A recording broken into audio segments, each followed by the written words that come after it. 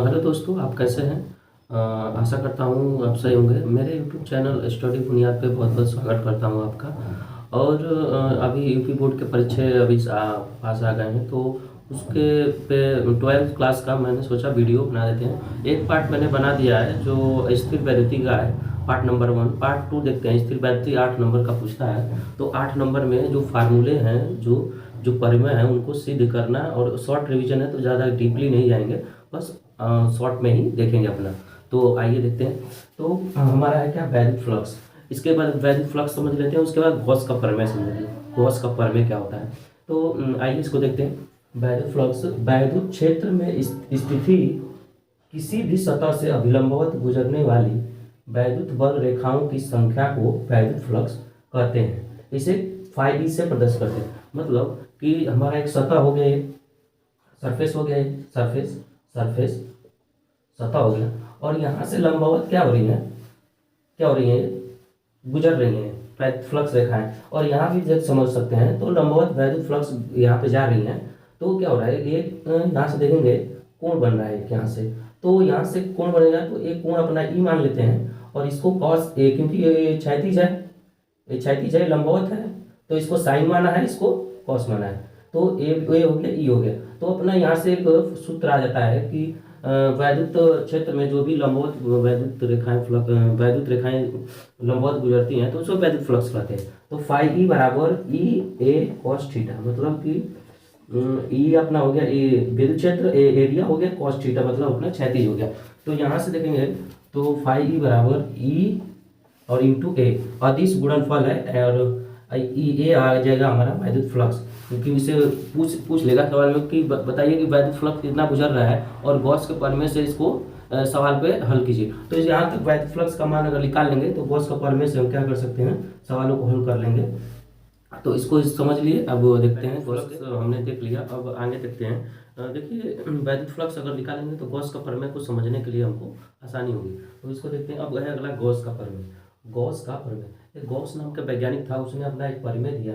क्या प्रमेय दिया, उसने क्या कहा कि किसी बिंदु पृष्ठ से गुजरने वाली कुल वैद्युत फ्लक्स फाई ई उस पृष्ठ से परिबद्ध कुल आवेश 1/f ई नॉट गुणने के बराबर होता है। मतलब किसी पृष्ठ से जो गुजर रही है वैद्युत फ्लक्स रेखाएं, उनके आवेश के और 1/e0 के क्या होता है, गुणनफल क्या गुणने के बराबर होता है। ठीक है, तो ये हम जानते हैं वैद्युत फ्लक्स को फाई से व्यक्त करते हैं, और क्यू अपना आवेश हो गया, और मल्टीपल 1/e0 हो जाएगा। तो यहाँ से फाई ई बराबर क्यू बटा के E0 हो जाएगा। अपना क्या है, एक गॉस का प्रमेय है, गॉस का प्रमेय।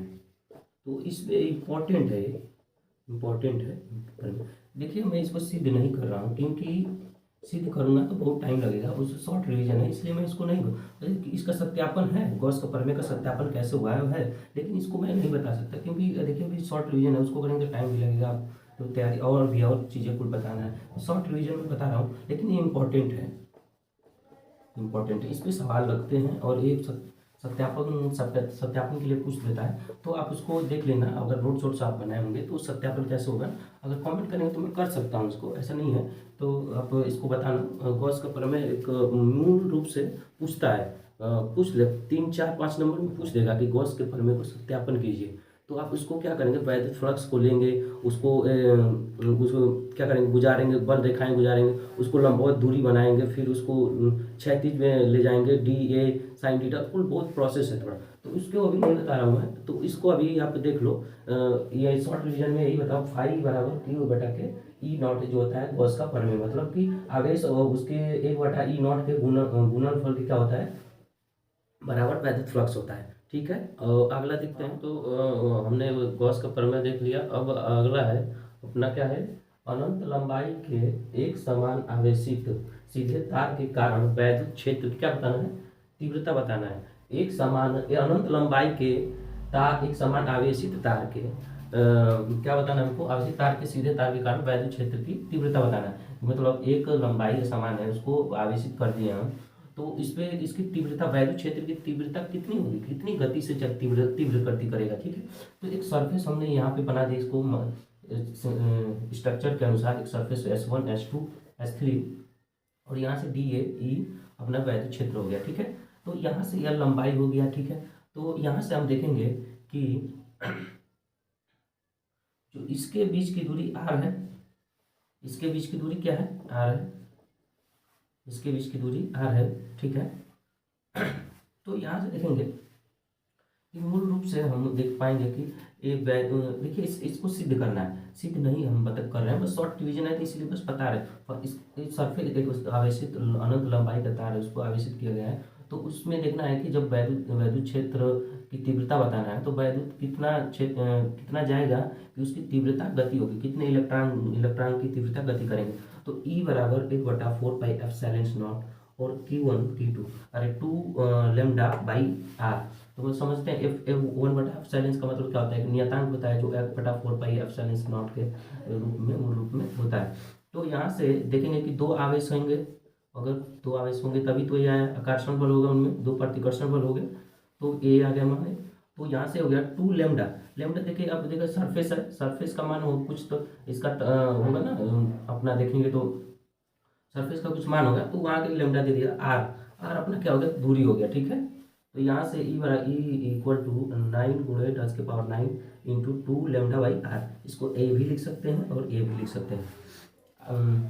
आशा करता हूँ आपको समझ में आ गया होगा, क्योंकि इसमें देखिए थोड़ा थ्योरेटिकल बात है और प्रूफ वाले भी हैं। तो इनको क्या करना है, हमको अच्छे तरह से क्या करना है, एक माइंड सेट रखना है, रटने वाली बात नहीं है, लिखने वाला सीधे नहीं, माइंड में ही सिद्ध कर दीजिए इसको। तो इस तरह सही रहता है, क्योंकि कितना बहुत सारे फार्मूले हैं जो हमको सिद्ध करने हैं। ऐसे कम से कम 50 होंगे फार्मूले जो सिद्ध करने होंगे, और 50 तो कर नहीं पाएंगे, तो एक जगह पे अगर सेट रहेगा माइंड तो हो जाएगा। तो यहाँ से हम इसको कर देते हैं।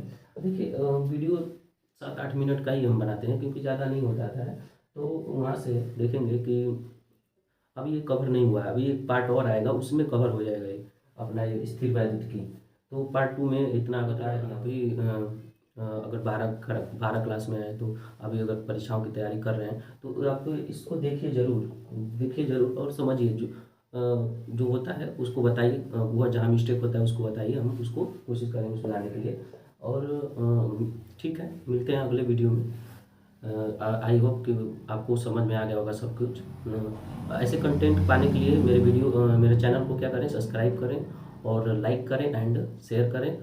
और मिलते हैं अगले वीडियो में, तब तक के लिए